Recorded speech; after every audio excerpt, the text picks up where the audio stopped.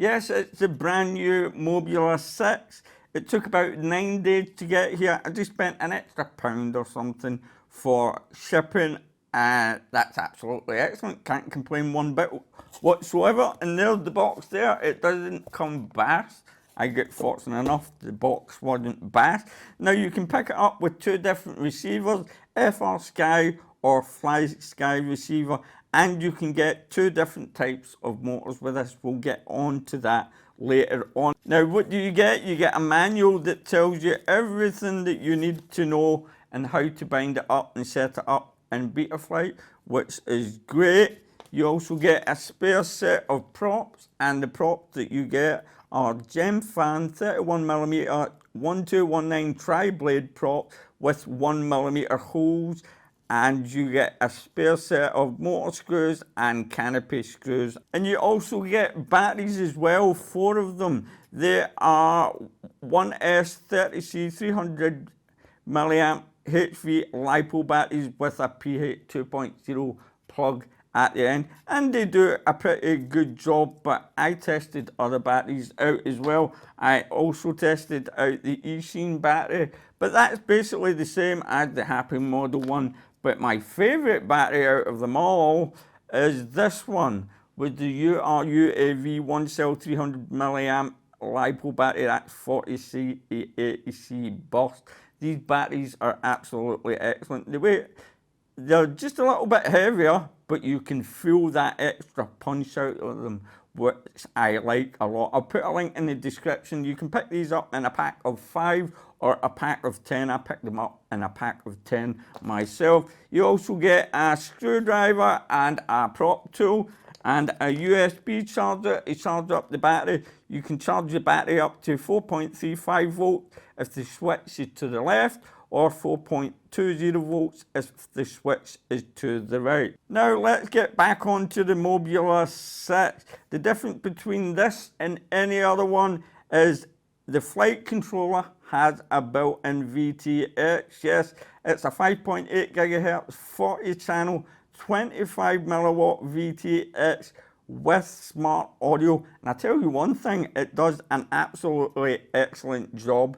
And that is the little antenna for the VTX right there. It's like a brass antenna, and just be careful, it's a little bit jaggy and it can get stuck to things. And at the other side, you've got your receiver antenna right there. Now it is a 65mm whoop, of course, and it weighs just under 20 grams without the battery. It has plug and play brushless motors, and the motors that you get are on this one, the one I've got, is 0802 19,000 kV brushless motors, standard edition, but you can also pick up 25,000 kV brushless motors, which are race edition, and they are absolutely fast.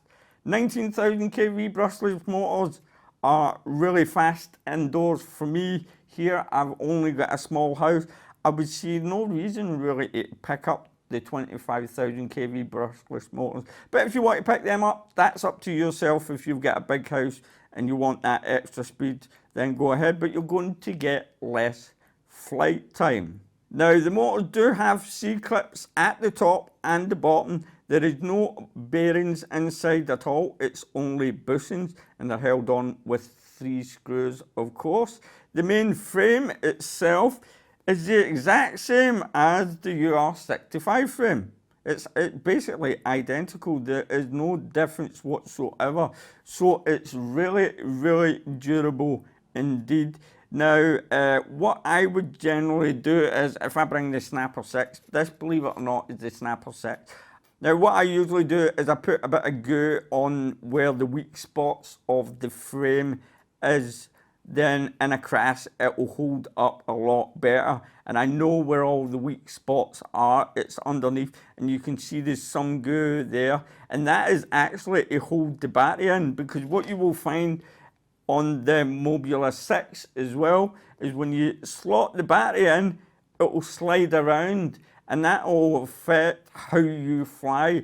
Now, instead of using glue, I use a little bit of Velcro at the side, Just snip a bit of Velcro, stick it on the side. It's light, it doesn't weigh next to nothing, and it will hold your battery in there, and your battery won't slide around, because I've noticed when the battery does slide around, you're thinking something's wrong with the quadcopter when it's at the battery's either too far forward or it's too far back. Now let's get onto the canopy itself. It's made out of really tough plastic and it is very durable as well. You might be able to see some scuffs on the top of there, and it's held down by 3 screws.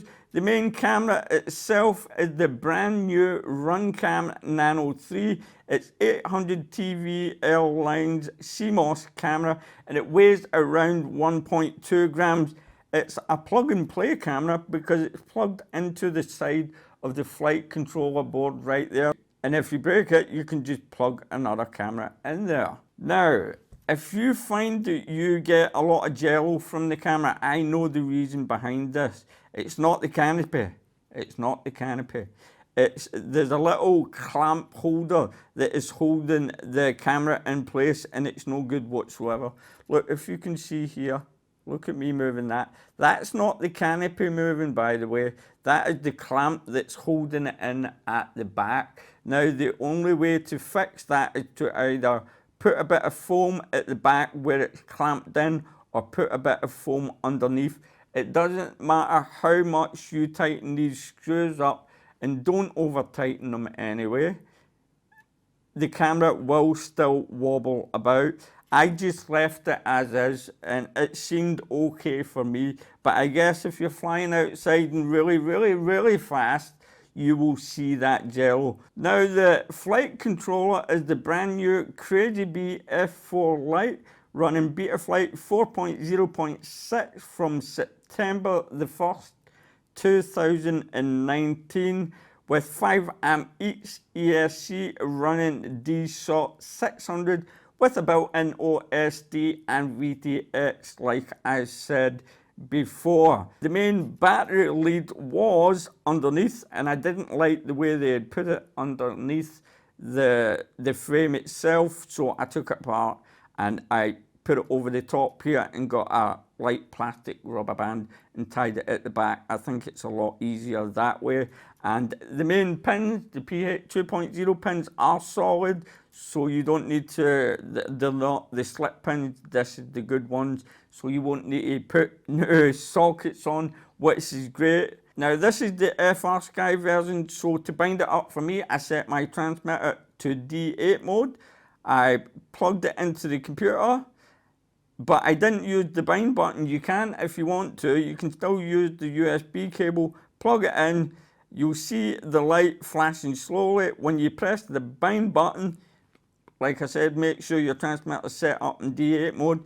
Hit bind on your transmitter and the light, that will be you bound up. Now you can also bind it up in Betaflight. What you want to do is just plug it in, run Betaflight, go to the CLI tab and type in bind_RX_SPI and hit enter, and just hit the bind button on your transmitter, and that's you all up and running, and you can go and fly. Mine was set up with stability mode, air mode and turtle mode, but I never used turtle mode. I'm a firm believer is if you crash your quadcopter, go and get it, check the damage first and then go and fly. So I took turtle mode off and just set up all my switches, my arm switches and my mode switches, and that's me all ready. I've copied the dump file for this quadcopter. I'll put it in the link in the description below, so if you ever need it, it will be there for future reference. All I have to say is this Mobula 6 is an absolute excellent little whoop indeed. I can't complain about it whatsoever. It's light, it's fast, it's durable. It's the same as the UR65 or anything else, believe it or not, except for everything's updated. You get a better camera, your VTX is built into your flight controller, and your motors are better. You know, there's nothing else much I can say about it, apart from it's an excellent whoop. And if I were to choose one, Well, I like all of these, to believe it or not, because this is my UR65 and it's got 0603 19,000 kV brushless motors, and this flies really fast around the house. And this has got 0603 22,000 kV brushless motors, and this is the Snapper 6, believe it or not. And what I will do is I'm going to put another flight video up with flying the Mobula 6, flying the Snapper 6, and flying the UR65, and you can see for yourself what one you prefer. Go pick yourself one of these up. It's an absolutely cracking little whip, very durable and fast indeed. The link will be in the description below. All I've got to say now, my friends, is thanks for watching this video. Don't forget to like and subscribe. And as always, my friends, happy flying, happy RCing, and I hope you have a happy Christmas when it comes.